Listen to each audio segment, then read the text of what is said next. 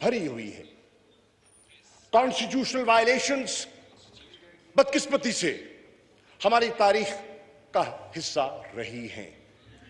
जनाब स्पीकर, मैं तारीख में जाने का इतना वक्त तो नहीं है, लेकिन जो हालिया एक मेजर कॉन्स्टिट्यूशनल वायलेशन हुई, मैं उसका हवाला देना चाहूंगा।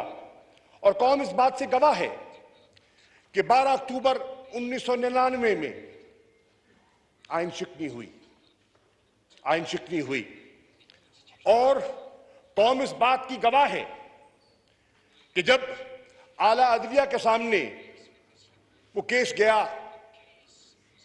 पीसीओ जजेस ये वो जो तारीख में जाने का वक्त नहीं है, तो हमारी तारीख इस बात की गवाह है कि न सिर्फ जस्टिफिकेशन तलाश की गई, बल्कि जो प्रेयर मांगी ही नहीं गई थी,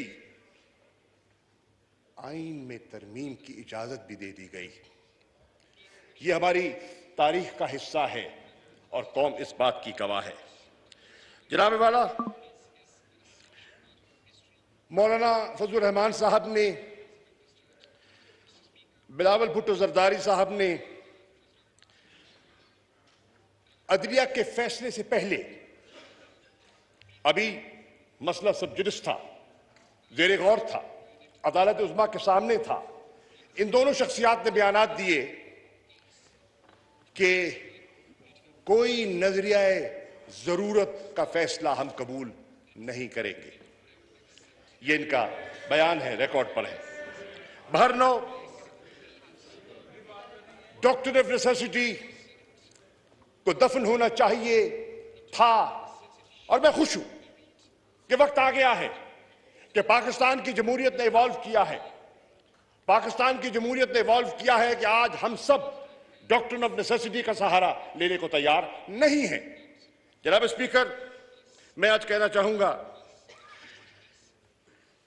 इमरान खान साहब ने कल कहा, और उनकी इजाजत से मैं आज बैसियत पार्टी के वाइस चेयरमैन के और बैसियत डिप्टी पार्लियामेंट्री लीडर के उनका मौक़िफ़ पेश करना चाह रहा हूं, तहरीक इंसाफ का रिकॉर्ड पर लाना चाहता हूं।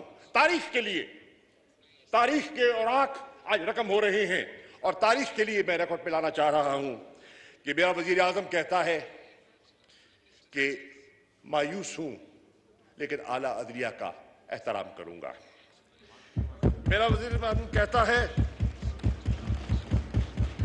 कि जो अदलिया ने फैसला किया कि बरोज हफ्ता 10:30 बजे इजलास बुलाया जाएगा, और कायदे हिज़्ब इख्तिलाफ ने अभी पॉइंट ऑफ ऑर्डर पे नुक्ता उठाया और कहा कि आप पाबंद हैं, जिसकी आपने वजाहत कर दी कि आप पाबंद हैं कि आपने आज ये अदलिया के फैसले के मुताबिक इजलास की कार्रवाई को आपने आगे बढ़ाना है।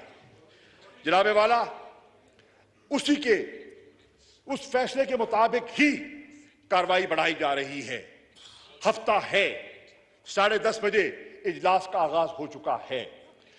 आपने देखा कि अदलिया ने फरमाया कि ये इजलास जारी रहेगा और प्रोग नहीं होगा तावक्ते के वो सारा जो प्रोसेस है, आर्टिकल 95 रूल 37 का अपने हतमी अंजाम को नहीं पहुंच जाता।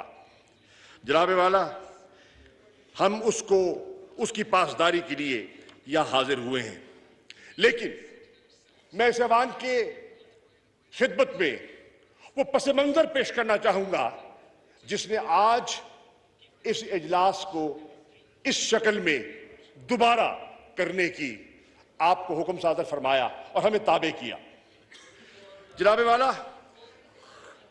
आज अदलिया के फैसले के मुताबिक घड़ी वापस की गई, और आज उनकी नजर में, उस फैसले की नजर में आज 3 अप्रैल है। आज 3 अप्रैल है, और 3 अप्रैल में जो कुछ हुआ वो आपके सामने है, दोहराना नहीं चाहता, वक्त के दामन में गुंजाइश नहीं है।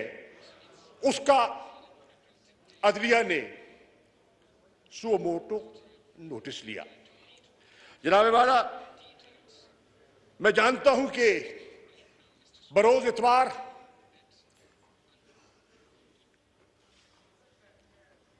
दफातर खोले गए, इजलास मुनक्किद हुआ और कार्रवाई का आगाज हुआ और फिर उसने इस ऑर्डर की शक्ल में अपना फैसला सादर फरमा दिया। उसमें उन्होंने मुत्तफिका तौर पर रूलिंग को मुस्तरद किया और हमारी नजर में जो वजीर आजम ने कौम के सामने जाने का फैसला किया था डिसोल्यूशन के जरिए, जिसका मुतालबा हमारी ऑपोजिशन तकरीबन पौने 4 साल से कर रही है, पौने 4 साल से कर रही है और नए इंतखाबात का मुतालबा कर रही है, तो उन्होंने कहा कौम को इस आजमाइश से निकालने के लिए, इस कॉन्स्टिट्यूशनल क्राइसिस से कौम को महफूज करने के लिए आइए अवाम के सामने चलते हैं, आइए अवाम की दहलीज पर दस्तक देते हैं और पाकिस्तान की अवाम फैसला करे कि वो पाकिस्तान का मुस्तकबिल किन हाथों में देखना चाहते हैं। जनाब वाला, उसका जो भी फैसला आया वो भी हम तस्लीम करते हैं। मैं अर्ज करता चलूं कि अदलिया के फैसले को हमने तस्लीम कर लिया, लेकिन जनाब वाला अदलिया में गए क्यों? हमारे दोस्त क्यों गए? जॉइंट ऑपोजिशन क्यों गई? और सुओ मोटो नोटिस क्यों लिया गया? उसका बैकग्राउंड है, उसका एक पस मंजर है और वो पस मंजर जरूरी है, तारीख के लिए जरूरी है कि उसका बिल्कुल अहाता किया जाए। जनाब वाला, यहां जब डिप्टी स्पीकर चेयर कर रहे थे तो उन्होंने जो रूलिंग दी, जिन पर दोस्तों का एतराज था और अदलिया का फैसला है, उसमें उन्होंने कहा, यह इनकार नहीं किया, इस आईनी प्रोसेस से इनकार नहीं किया। उन्होंने कहा कि एक नई सूरत हाल ने जन्म लिया है, एक नई सूरत हाल मेरे सामने आई है और उस सूरत हाल को सामने रखते हुए मैं समझता हूं कि जहां एक बैरूनी साजिश की बात हो रही है तो इसका प्रोब होना जरूरी है, यह उन्होंने कहा। और जनाब वाला, यह भी मैं रिकॉर्ड पे लाना चाहता हूं कि नेशनल सिक्योरिटी कमेटी का फोरम एक आला तरीन फोरम है जिसमें हुकूमत के सीनियर तरीन वज़रा और अफवाज पाकिस्तान की नुमाइंदगी होती है।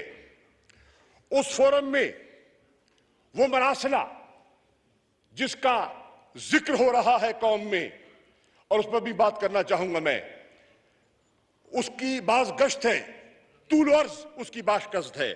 जनाब वाला, जब नेशनल सिक्योरिटी कमेटी उसी मरासले को, उस कम्युनिकेशन को, उस केबल को, उस साइफर को देखती है तो वो इस नतीजे पे पहुंचती है कि मसला संगीन है, मसला हसास है और दो ऑर्डर करती है।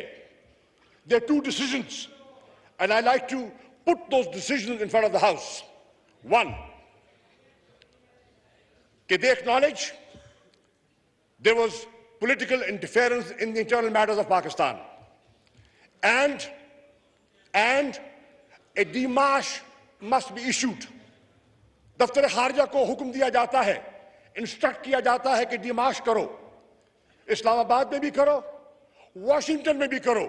और जनाब वाला, नेशनल सिक्योरिटी कमेटी के फैसले के मुताबिक दफ्तर खारजा डिमार्च करता है, इस्लामाबाद में भी करता है और वॉशिंगटन में भी करता है।